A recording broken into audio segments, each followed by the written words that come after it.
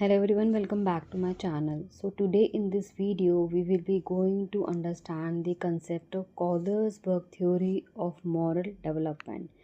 This is an extremely important topic for B.Ed, CTET, TET, UGC NET and many competitive exams. So watch till the end because I will also explain 3 levels, 6 stages, Heinz dilemma, education implication and criticism, which is very important for your exams.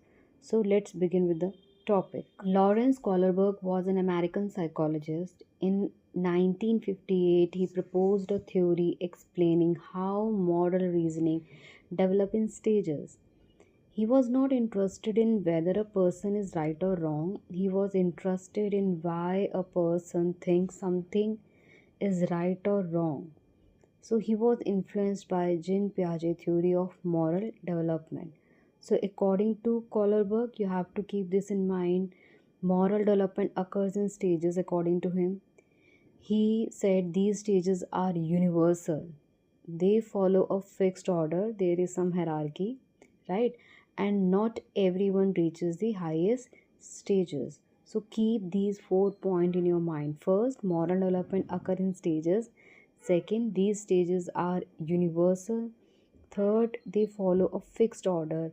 And fourth, not everyone reaches the highest stages. So if you keep this point in your mind, then it will be very easier for you to understand the Kohlerberg's theory. Heinz dilemma. This is very important for your examination. Kohlerberg used moral dilemmas to study reasoning. The most famous one is the Heinz dilemma. Let me explain it in very simple words. I'm taking one example so that there must be a good concept formation. A woman is dying from cancer. There is a drug that can save her life.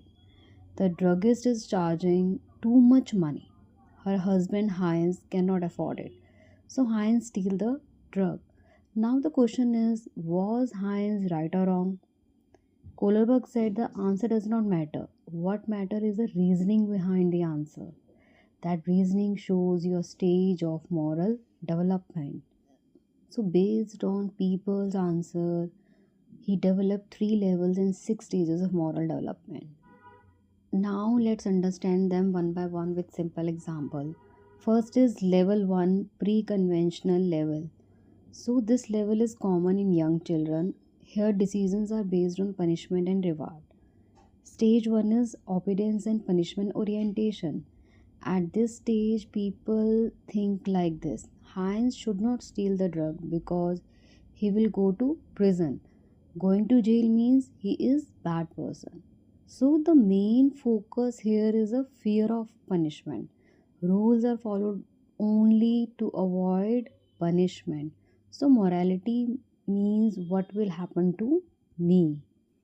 If we deeply understand this concept, with the help of this example, like Heinz should steal the drug because it is related with obedience and self-interest. It is only worth $200, and now how much the drug is wanted for it. So Heinz had even offered to pay for it and was not stealing anything else. And definitely there is self-interest of Heinz. He will be much happier if he saves his wife, even he has a serve a prison sentence. So he was ready for the punishment also, but he want to save her life. Heinz should not steal the drug because he will consequently be put in prison, which will mean he is a bad person, an awful place, and he would more likely languish in a jail cell than over his wife's death. So there is definitely a confusion. Sometimes we have to focus on our moral values, and sometimes we have to see our personal interest also. So in pre-conventional stage, definitely morality deals with what will happen to me, and rules are followed only to avoid the punishment or due to the fear of punishment. Second stage is individualism and exchange, or we can say self interest orientation. So now thinking becomes slightly more advanced. People think Heinz should steal the drug because he will be happy if his wife is saved. Prison is bad, but losing his wife is worse. Here decisions are based on personal benefit. So people ask, what is good for me? So morality here is, what do I gain from this? This conventional morality. This level is common in adolescents and adults. Now people care about social approval and law. So we are living in a society. So we have to follow some rules and laws also, and we have to take approval also from the society. So there is stage three, that is conformity. Good boy, good girl orientation, we can say. So at this stage, people think Heinz should steal the drug because his wife expects him to be good husband. So there is expectation. He tried everything legally, so people should not blame him. So here the main focus is being liked or being accepted, and we want to maintain a relationship also. So morality, what will other think about me, is focusing. Now, stage 4, law and order orientation laws. People say Heinz should not steal because the law prohibits stealing, definitely. If everyone breaks the law, society will in a chaos. So, here the focus is on rules, laws, and social order of the society. People believe laws must be followed strictly. So, here morality is, we must follow rules to maintain the society. So, as we discussed, conformity, his wife expects it. He want to be a good husband. He will definitely save her. She is expecting from him. Stealing is bad and he is not criminal. He has tried to do everything he can without breaking the law. You cannot blame him. So, fourth is law and order. His wife will benefit, but he should also take the prescribed punishment for the crime, as well as paying the druggist what he is owed. Then criminal cannot just run around and without regard for the law. Action have consequences. The law prohibits stealing. So when we are living in a society, we have to follow the rules and regulation of the society, and for very good survival it is important, then we should take approval from the societies, and we have to follow the rules and regulations.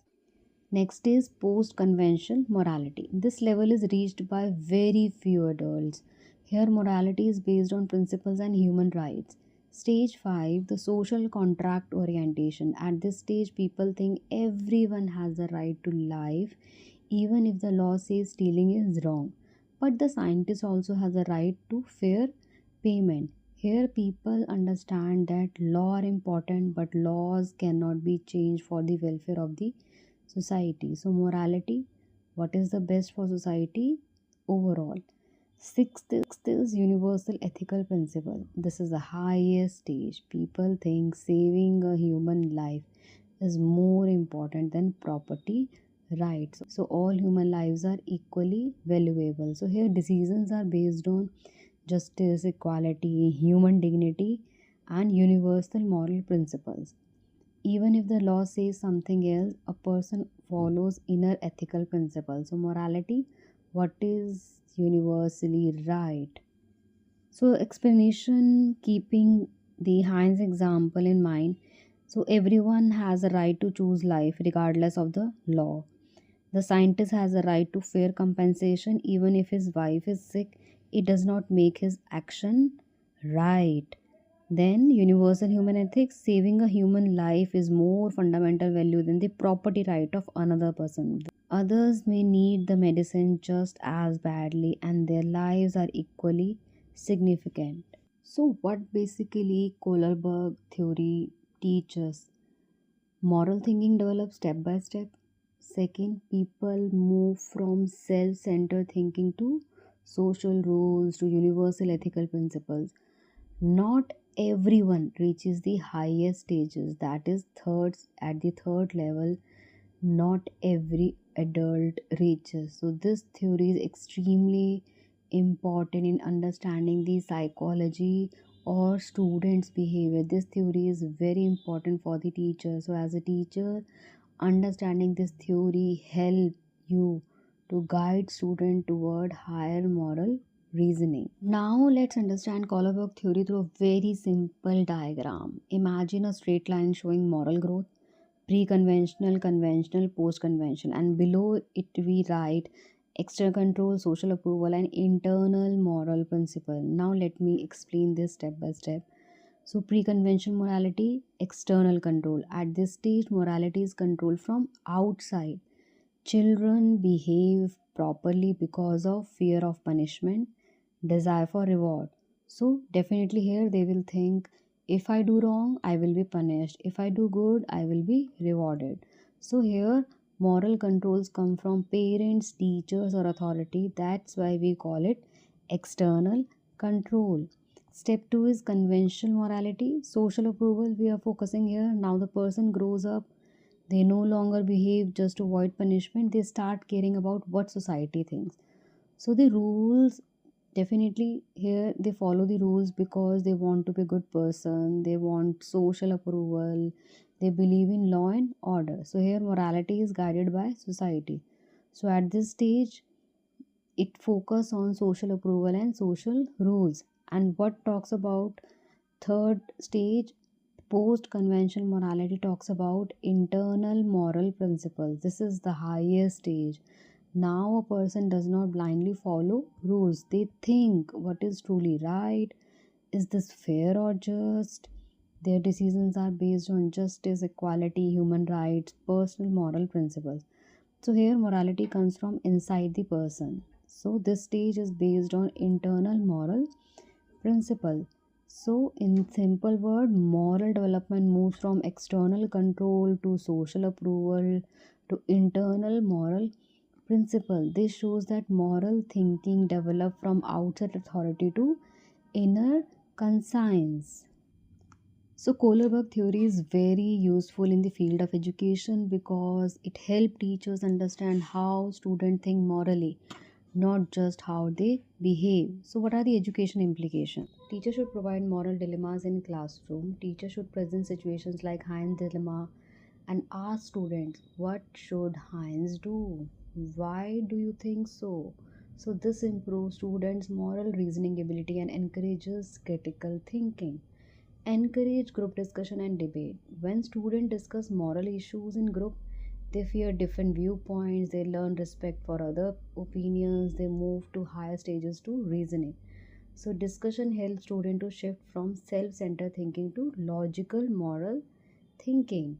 Develop a democratic classroom environment. A classroom should allow freedom to expression, respect student opinion, encourage participation. When students feel respect, they definitely develop responsibility and fairness. Next is promote values like justice, honesty, and cooperation. Teachers should organize role plays, encourage teamwork, appreciate honest behavior, value based activities, help students internalize moral principles. Last is teacher as a role model. If a teacher shows fairness, honesty, respect, students automatically adopt those moral behavior. Kohlberg theory. First is gender bias. Psychologist Carol Gilligan criticized Kohlerberg because his research was mainly based on boys. So there is gender discrimination. She argued that girls focus more on care and relationship, not just justice. Ignores cultural differences. Different cultures have different moral values. Kohlerberg theory mainly reflect Western culture. Not everyone reaches higher stages. Very few people reach stage 5 and 6. Many adults remain at conventional stage.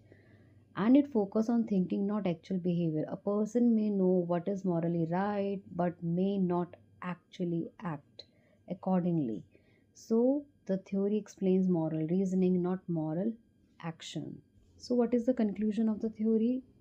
Moral development occurs in sequential stages. It develops from childhood to adulthood. People move from punishment based thinking to social rule based thinking to universal moral principle. The theory is very important for teachers because it helps them understand students' moral reasoning level, create value based education, and it promote definitely justice, fairness, and responsible citizenship.